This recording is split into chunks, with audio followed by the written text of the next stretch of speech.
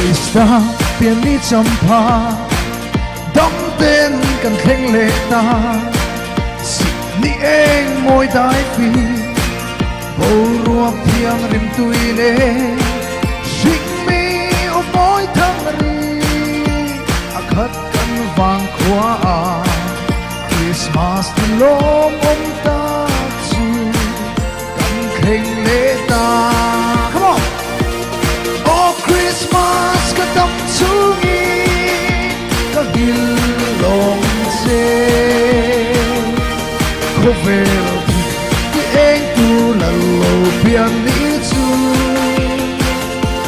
สิ่งมีส่วนละโบราณจะส่งตู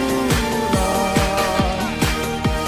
โคเวลฉันต้องตูโลเพียงนี้จู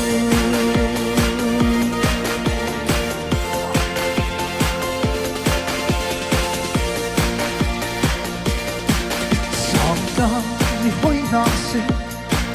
Moy tên ng kwarbunge Tinglen buang zar moya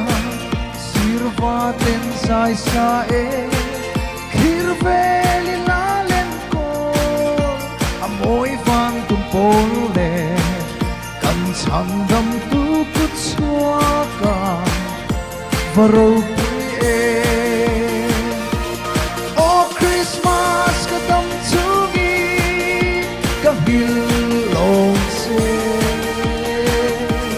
Kovel ti ti ek tu lang yang ni chu Shik mi swa la bona ya song tu ra Kovel chan dam tu lo pian ni chu Pero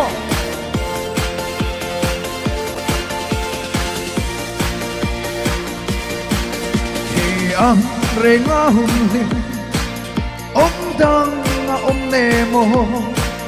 sunu swa pa shele roal ten zai khat vora zing chu sang kho vara vok na la moi re mi Christmas roi pui kan che aro pui na Oh Christmas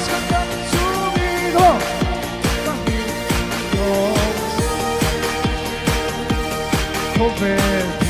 ti eng tu lang yang ni chu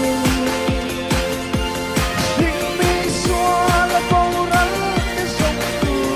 ra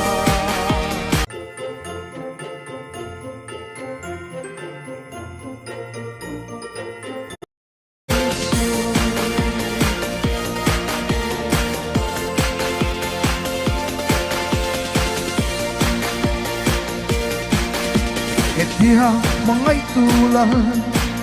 dang reng ang piang tolo amanun na lanin kalvria min pea kan nei rau thil song le kan pung ni pe veka kan tang hian lo piang su isoy moya come on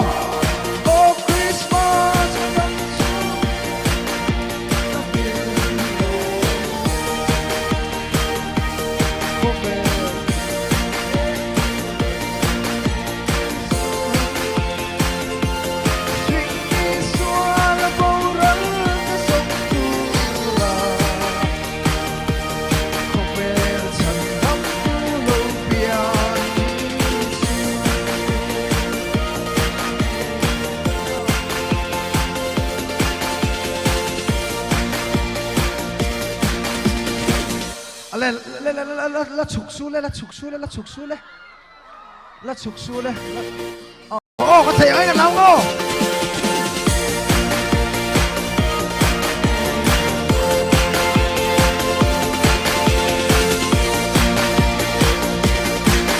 Krista pen ni champa dam ten kan kheng le ta si ni eng moi dai fi Bồ ruộng thiêng rim tui lê Shik mi o môi thang ri A khát kan hoa Christmas thì lom ta chu cần khen lễ ta come on oh Christmas cái tâm chú nghi cái gil lòng xe có về thì anh tu là lâu biển đi chu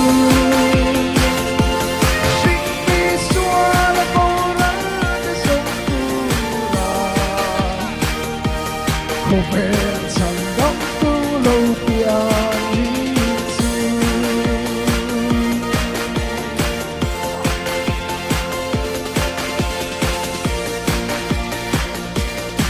sáng ta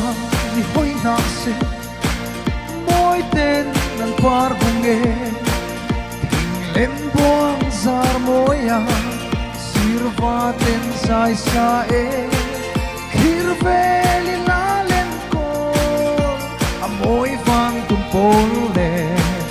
cần chẳng đâm tu cút xóa cả và râu bụi e oh Christmas cái tâm chú nghi các hill lòng xe có về thì anh tu lần lần biển đi chu sinh mi xóa là bầu nắng để sống tu ra có về chẳng đắm tu lâu biển đi chu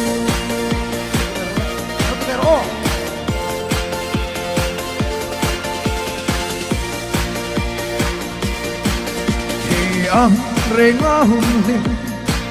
ông đang ông nề mồ chun nu xóa ba say lệ rual tên dài khát vô ra dính chun sang khó vara vấp na là môi ra mi Christmas ngoài cuối căn chế gần aro cuối na oh Christmas căn căn chú mi go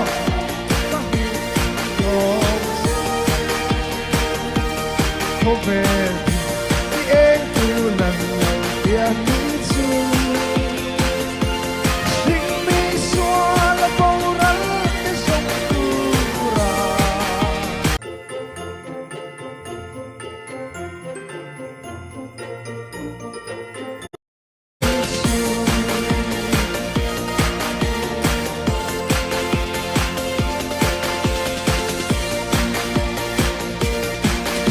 Etia mangai tulan dang reng ang piang tolo amanun na lanin kalvria min pe a kan nei rau thil song le kan pung ni pe ve ka kan tang phian lo piang su isoy moya come on oh Christmas